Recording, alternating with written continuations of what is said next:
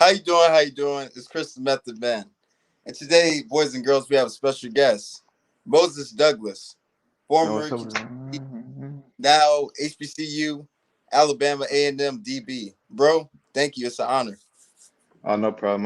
I'm just blessed to be here for real. Me too, bro. So we're gonna talk about some stuff. First, we're gonna play a little game. Start, bench, cut, DB attention. All right. So we got Jalen Ramsey, right?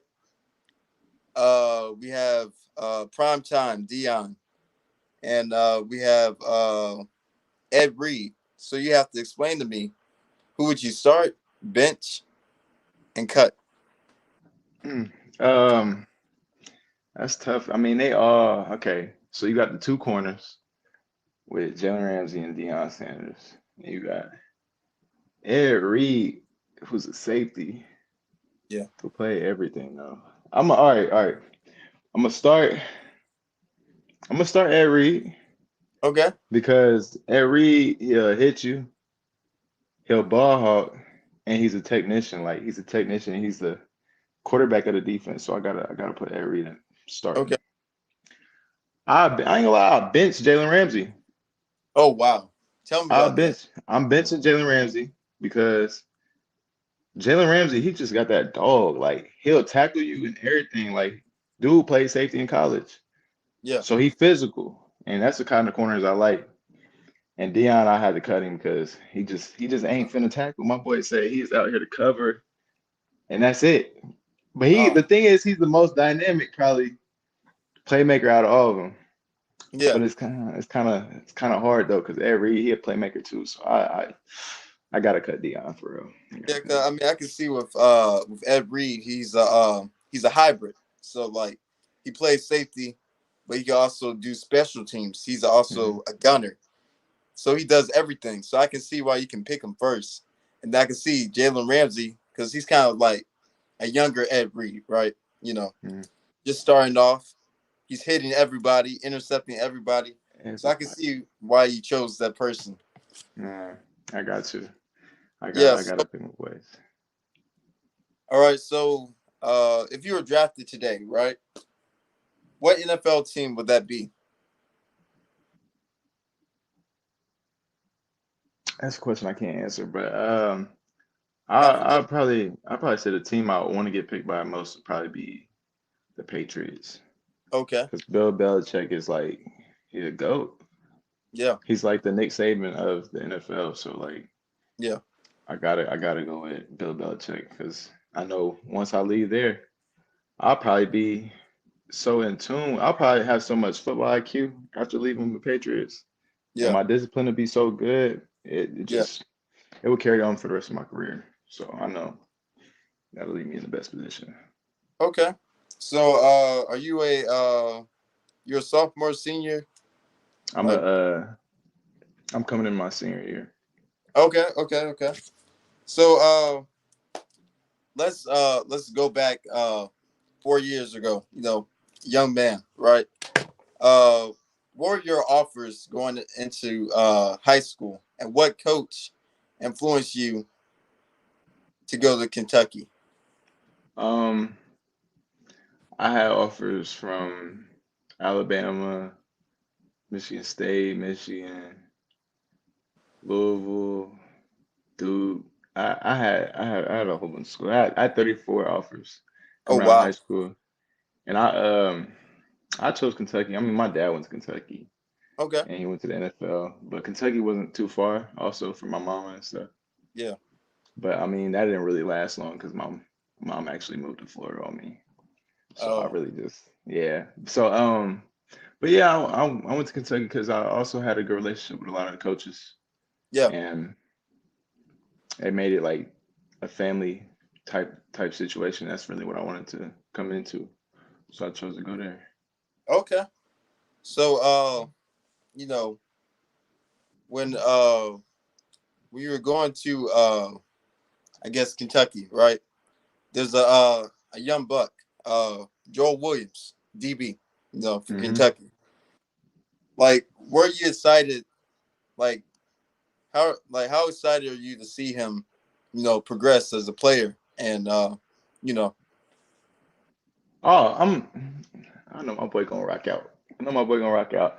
I I love them boys for real. Like Joe remind me like a lot of myself a little bit because like we two motherfuckers who's gonna hit you. We gonna hit you Yeah, all game. We gonna come and hit you all game. We gonna play physical all game, and we not gonna stop. And that's what I like about him for sure. And but I love seeing my young boys like come up and like just eat because I seen them grind the same way I grinded and seen them like struggle with the playbook and everything the yeah, same way I did. And once it all clicks, it just clicks. Ain't no yeah. really running from it. Like it's gonna be there once it clicks. Like it's all about timing, really. But Okay, yeah. okay. Good to know, man. So what type of DB are you? Are you like in your face, or you like to talk trash? You like to be like, yeah, I did that. Yeah, um, I'm like a silent assassin at first. Like I don't really talk stuff. I don't talk shit until I make my first play. okay, And it really ain't. I can't even say it's my first play because it probably would end up being like my fifth or sixth play. Because once I mm, know I just that you can't fuck with me, like I'm not gonna stop talking shit. yeah, But to be the beginning of the game, you never know how shit gonna go. So I don't talk shit too early yeah, because you never know. um, That shit might come back to bite you in the butt. yeah. You ain't lying. For 'Cause I real. was watching this clip of Joe Hayden, DB for Pittsburgh, and then he was like he was talking to one of his homeboys, one of his teammates. He was like he was like I'm strong, like I lift weights. But then I think when he was on special teams, he got hit, and then he Just getting just bad. yeah he just walked that comment back. So Yeah, yeah, man. you. It be times So when you just like, I should just chill because I know bro like that too. I should just yeah, chill right now. so going into your senior season, you went to the transfer portal, right? And you chose the HBCU Alabama A&M. Tell me who influenced you to go there, what coach, and tell me why did you choose the HBCU? All right, so for recruiting, Coach Jones talked to me, which is the DB coach, and he just told me like the real like we are here to win a 2022 national championship, and we're trying to get you so we can be able to do that. Mm, And then like once he told me that, I looked at all the new players that just had come in and all that. And yeah, I seen some of the boys that I was trying to get to come with me to Kentucky. So I'm like, all right, so they looking at the right guys, they getting the right guys in. yeah, And plus it's HBCU. I know like with Kentucky, I have like white coaches and they wouldn't be able to like understand the situations that I'll be in because the color of my skin. So I know with being at HBCU, I'll be around more people that look like me and have probably been through the same exact things that I've been going through, and yeah, they can understand and understand me way better. So I like the fact that it's black coaches everywhere. My head coach is black, my position coach is black, all my coaches gonna be yeah, black. I like that. Like and also like I've heard a lot of good things about like Alabama A&M. They have a winning program and like I'm with it. I want to win a championship. That's something I've never yeah, done. Like yeah, in high school, we had to share a championship with somebody for the conference because we fucked up and lost the game. So like I ain't never had an outright championship, and I just always wanted to be that, man. That sucks, bro. You gotta share it with the other person, man. bro. I'd rather wish them congratulations for us beating them. You know. Yeah, but like y'all can have that, man. Yeah, yeah. Like I'm that cool. I ain't defeats the counting. purpose of what a state championship is. You Yeah, know, like it's won by one team, not two one teams. team, not two, bro. I ain't. So I'm a sore loser. yeah. So what was the greatest, I guess, football moment that you had in high school? Okay, all right. So my senior year, I think, yeah, I'm gonna count this. I'm gonna just say this one. As far as me being really impactful, I would say my senior year, we had played this team Fairmont, like it was a senior night. We lost that game, Mm. and we already had our ticket to the playoffs and everything. But if we won the game, we was gonna be outright conference champs. Oh wow. So we lost the game. We played the same team the next week. Uh, I got a chip, a huge chip on my shoulder. I don't know about everybody else on my team, but I definitely was upset that we yeah. lost to that team because we were supposed to whoop on them. So I came in. I just have like the greatest game. We played 2 weeks in a row of rainy, cold ass Ohio games. Good. First game I played outside linebacker. My first time playing outside linebacker against a triple option team. Wow. Second time I played as just the middle field, just get this nigga down. And with that, I think I had like 17 tackles that game, and I forced a fumble. I I think I had like 3 tackle for losses, and shit, we won. We won that game. Dang. We won that game, and I was happy as hell. And I say that's my favorite football moment because I think that was like my most passionate game I've ever been in. Yeah. Besides my I'm gonna actually say this one too. All right, so my sophomore year, I got hurt and broke my ankle in the second game. So I missed that whole season. And the next year, first game coming out, we played this team in Lancaster. They run the ball like every play too. And they got me at the middle of the field, just tackle anything. And I prepped so much for this because so many people was talking stuff about me already, talking down on me, saying I didn't deserve the offers I got and everything. So I had Wow. something to prove. So it was like a coming out party. I come out, I have 12 tackles. I made some of the biggest hits I had made up until then.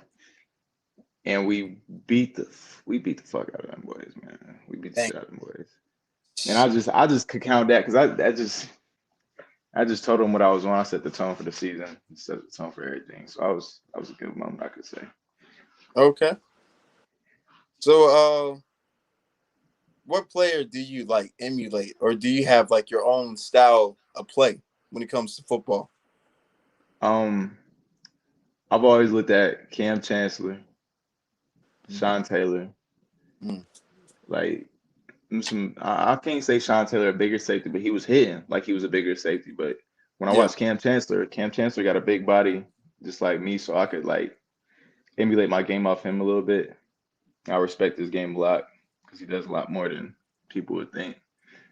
But So you like to hit. So you like to put a yeah, dude on his. I like making people feel me. Like Dang. for sure. Bro, I just give you the ball. Like for real, it's something like I've never been like a really angry person, but for some reason, like even when I'm playing football, like I'm not angry, but it's something about me just hitting somebody with full force that makes it seem like I'm angry. Yeah. I just like it when people have this picture like of me on the field thinking that I'm angry the whole time. I'm the calmest kid ever, like Yeah. throughout the game. So I like that Yeah. for sure. I gotta think of like see, I played football a little bit. I didn't play as much, but like sometimes like I like to picture something that and get mad at it and then tackle that person. Yeah, Like anger onto them. yeah. Because I used to think my dad was my football coach in high school Yeah. and stuff. So like I would think of things that he would say from all the way in like freshman year before the game, things that people would say about me on social media and stuff, and I just think about that before the game. During the game, I'm just got all them quotes, all them shoot. I got so much stuff in my head before the game. And it just carries out throughout the whole game, and just by the end of the game, I can't hear nothing but my own thoughts. Yeah. So going to the 2022 season, final season of your college career, what can NFL scouts know about you? Like what can you bring to the table or impact the team? Um, I have a lot of football smarts. Like I'm a student of the game. I'm humble. I got a good work ethic. Like I'm teachable. Like and I'll give it my all on the field. Mm-hmm. I'll give it my all for sure. And I mean, there's things that I could be taught still, things that could get me better, of course, and I'll listen to them and take that in and use that information just to make myself better because I know it's gonna make the team better. Like, Okay. So I don't know if you heard about Deion Sanders going to Jackson State, and getting the top recruit. How do you think? How do you think? Like what Deion Sanders is doing is going to change like the outcome for HBCUs getting top athletes and the PWIs not getting as many top athletes as they used to. I think honestly, I think this is just gonna like rise the status of HBCUs. Like right now, FCS right now, but soon I think then like the next, for sure within the next 10 years, HBCUs are gonna be like Division One FBS schools. Like they will be in those Power Fives soon enough. And Mhm. I'm just excited to see what happens with that for Okay. sure. He definitely put it on the map though. Yeah. Yes, he did. Definitely. And getting Travis Hunter and the other young buck. I forgot his name, but he's a wide receiver, like 4-star, like Mhm. number 3 wide receiver. So he's doing some big things, man. So what motivates you in life? Like what gets you up in the morning? Just the opportunity to become better. Like I just want to, like my why is really just me living the free, fun, happy life that I want to live. Like that's my why. Like I ain't never wanted to play football for really anyone else. It's all been about me. Like it's not. It sounds selfish, but I know my parents don't want me to just be doing this for them because when I actually do it and I got what I want for them, then what does that leave me? Like what would that even leave me? Like I wouldn't even have a motivation to even stay Mhm. in the position I'm in. So like me doing it for me allows me to just like keep elevating my game and keep getting better and better and better and not settling ever. 'Cause Yeah, you man. change every day. Yeah, even with this podcast, man. Like I'm doing this for God. I'm doing this for me. Like I gotta have like anything I put my mind to. I gotta have a purpose. Hmm. Maybe walking onto the team. That's a purpose. That's a goal. Like everything that I do has to have a meaning behind it. Like if I'm doing something that I don't like to do, then why am I stressing myself out doing it? Yeah, for real. So There's a lot of people in this world that's doing jobs that they really hate, and yeah, that's such a bummer. That only like creates negativity in life. Like you never be happy. Like you'll never actually have the feeling of joy. Like you just gonna be in a depressed state, and I just cannot yeah. do that mentally. Like mental health is such a huge issue, I mean, and we that's all a got big thing for me. can't just stay like that, man. Yeah. So, let's see. If you played in any era, right? Um, I guess the 2000s, the 90s. Uh, what quarterback would you like to hit, and what quarterback would you like to intercept? All right. Era. So for hit, I'll probably say Michael Vick because he's one of the most elusive quarterbacks to ever play, if not the most elusive. I mean, you could say Lamar now, but um, definitely Michael Vick for hit. And for intercept, I'll probably say hmm, Aaron Rodgers because he don't really throw that many. He don't really throw many interceptions. Like, dude, just be slinging. I don't understand because Tom Brady throws a lot more interceptions than Aaron Rodgers. Yeah. Even Peyton Manning, like he threw a couple. He threw a bunch of interceptions too. Like, so Aaron Rodgers would definitely be the quarterback I like to intercept the most Mm-hmm. for sure. Okay. I respect that man a lot for real. So, going to the season, uh, what are you most excited about? Just playing for Alabama A&M.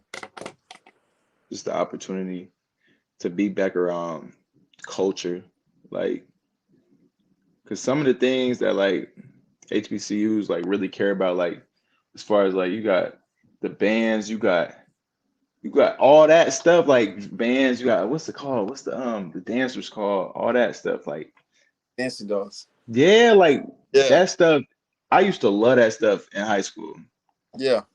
and like in college, you really lose sight of it because it's not really a big thing with PWIs. Like they really don't. I can't say they don't care about their bands and stuff, but like it's just not. It's Tell them not the right music I want to hear anyway. Like it ain't got no soul to it or nothing. oh, So being back in the HBCUs with the culture that I came up with, I'm excited to just hear all the game day stuff, like the band's game day before the game, yeah, pregame. Just, huh. yeah, I man. mean, that stuff will really lock you in for real. So I'm excited to see like how that type of stuff like affects my game and affects like my passion for the game. Like I'm excited to see how it's going to affect me. I know I ain't So, gonna do nothing but good. so if going back again to your freshman year, if HBCU was your first offer, then Kentucky was out, then all the other 34 schools are still there. Would you take the HBCU offer? Oh yeah, I'll take the offer, but I would have to. It's so different. Like with PWIs, the FBS schools, they like it's like so much more. Like the money situation is so different. So like I know me as an 18-year-old, I'm thinking about the money and the way I be living, and that's probably mostly what I would think of for real. But Mm, like knowing now with more like a more mature mindset and stuff, I'll definitely pick HBCU like quick. But I mm, know at 18, I was definitely gonna pick the money over for sure. yeah, Especially back then, like in 2019, I think HBCUs was still like getting did like dirty a little bit. Like they was still like on a like what would you say I'm gonna say black side or dark side, probably in the shadows of a lot of other yeah, schools, even though their programs were probably bigger and more like liked and more seen than a PWI. Like, but they would still get more like attention just because it was PWI. So I just love how everything's just changing, how the world's changing, and how we're starting to get the recognition we deserve, really. so what's the like as a player, playing for PWI, uh like what's the difference from that? Like explain to me, because I don't know. I go to HBCU, I go to Southern, so Yeah. explain it to me. Um, it's just all right. So it's where I was at in Kentucky. It'd be like regular black students that didn't do sports or anything. They would like have to find a club, a program, or something or activity to interact with other black students or to even like see more than just a couple black students together. Mm, So like this totally different because everyone's got like around come from the same like low key background. And like you mm, really don't have to find a club to be with people that look like you. yeah, Like I think that's the biggest difference. Like I mean, with some of the stuff I'll be thinking of like situations where a, a white person would want me to do something for them. And all I could think in my head is, oh, he's trying to make me a coon. I can't be a coon. Like it'd be some stuff where they would say it the wrong way and it just get to your skin a little bit. I don't know if they would be saying it like that on purpose or if it was unintentional and they were just ignorant to how they were saying or speaking it, like what they were. I don't know. I can't. I don't really know for real, but like I just feel like doing something like when getting a favor asked for me by a black person is way different than getting like a demand from a white person. It's just so different. Like it just, I don't know. It just reminds me of the times. Plus, Kentucky's like a really Republican state, and I mean, I didn't see much racism or anything, but like I know it's an issue there still. But yeah, with that, it definitely make you think like, are they trying to bring me back to the times because they know they don't have the power, but they have the credentials to where they could get me out of school if they wanted to.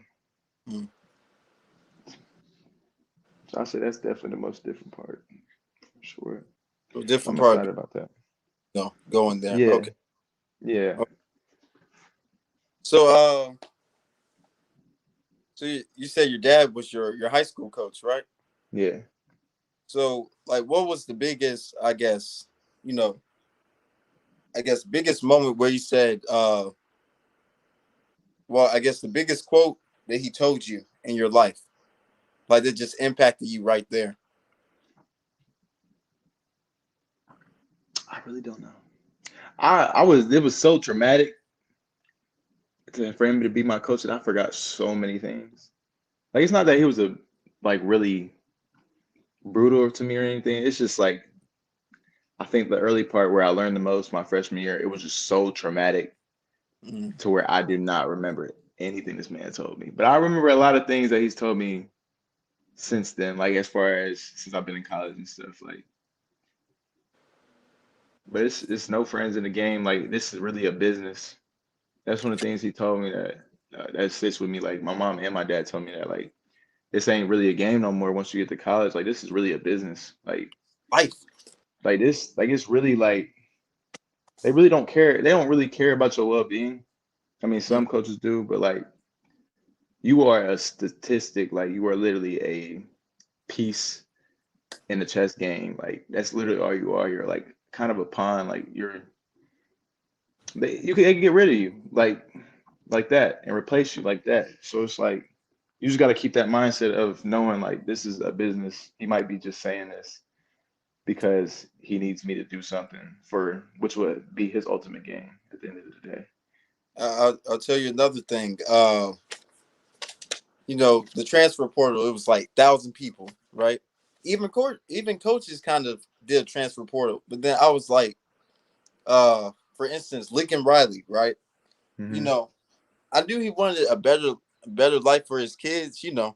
That's obvious. But then I was Yeah, like, man, like you didn't tell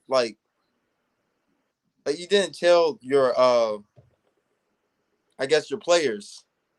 you were They, thinking about leaving. like Yeah, I'm just saying, man, like those those guys, like those players for Lincoln Riot for Lincoln Riley, those are kind of like your kids, man. And do you just like you kind of left them, bro? Like you yeah. could have Left just, with them. oh, hey guys, I love you guys. Uh, I'm leaving for another opportunity for my family. So it's things like that, man. But like at HBCUs, they care. Those coaches care. Yeah, It's that different type. It's that different type of love, man. Like if you didn't have a father, there you go. You got a dad, there you go. For real. your biological father. But hey, your coach is your father figure. So I'm about to say that's exactly what Coach Hall had told me for real. Like he said I ain't got no sons, so y'all boys are my sons. Like, and I definitely, I'm definitely gonna hold him to it. But I know he will definitely do the actions behind what he said. Like, I uh huh. believe him for sure. So what teams are you excited like going into the HBCU 2022 season? Like, what teams are you excited to play against?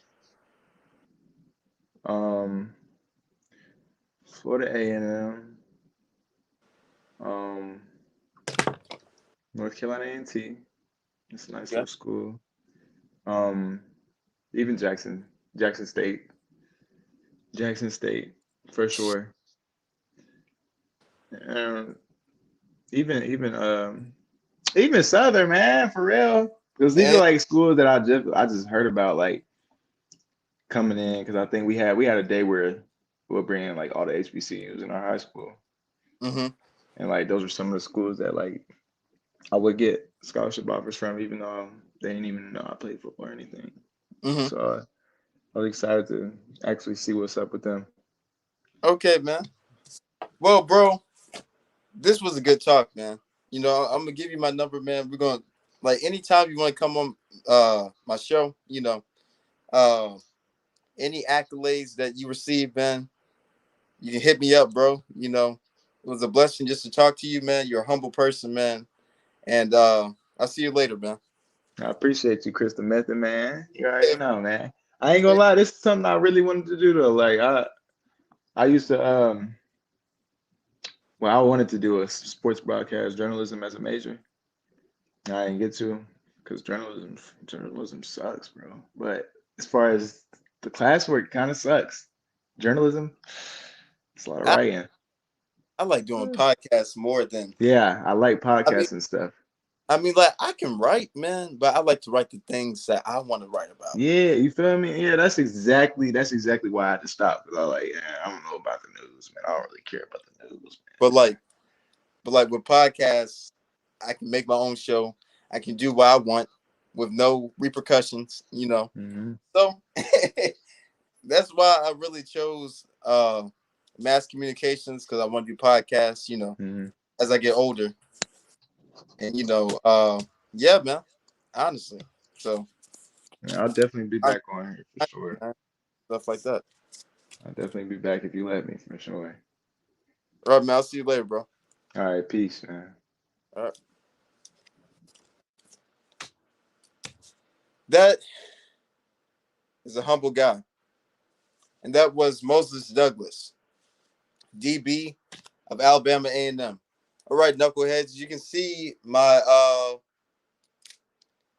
YouTube, Chris the Method Man. Subscribe to my channel. Uh, I'll see you later, guys. Peace.